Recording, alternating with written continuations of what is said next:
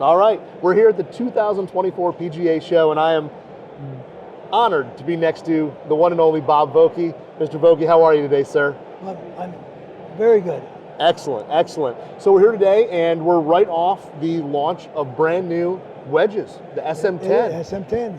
How excited is it for you to kind of release a new version of a wedge? I know we've done a lot of wedges, you've handled a lot, but every time you launch a brand new one, it's got to be some excitement there. Every time I'll go back all the way, it doesn't cease. There's excitement, anticipation. You keep thinking, okay, what did I do? What did I miss? What? And you keep waiting for that to be brought to your attention. It takes maybe a long time, maybe during the year. A player will hit a certain shot, then it may have been. But so far, it has been unbelievable.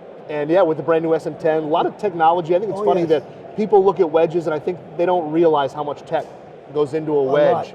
But you're always continuously learning and adding these new things to wedges. What is it about SM10 that you really kind of look forward to people trying out?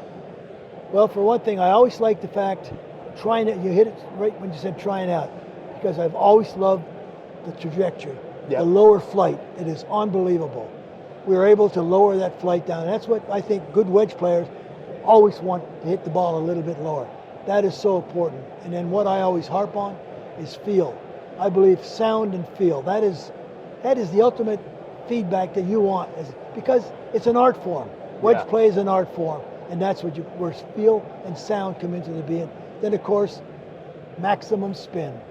Every player wants a maximum spin. They know when you put a good strike on the ball, you're going to get trajectory, you're going to get your distance, your spin control.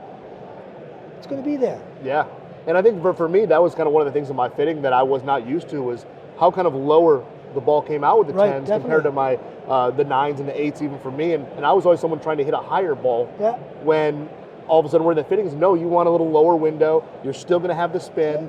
And it was an interesting concept to get used to, seeing this lower, flatter ball flight. Well, I guess you can go back when I worked with a lot of younger players.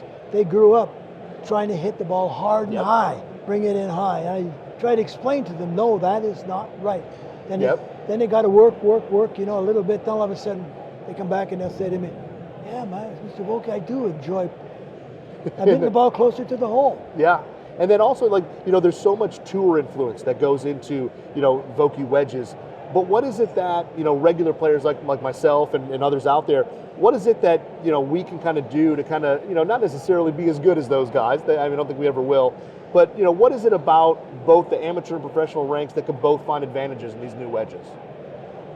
Well, first off, I've said many times, and I'll preach it, go and get fit. Yep. Go to your local fitter, preferably a Titleist fitter.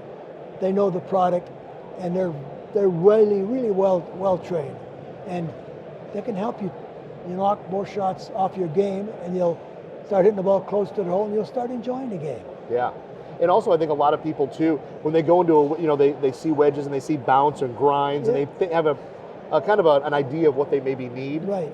But sometimes when you go fit, it's a totally different wedge than you think. Totally different. A lot of the average player, when he goes in a pro shop, they'll look at it and say, oh, there's a nice, it's got toes missing, heels missing, it's grind. Oh, I like this.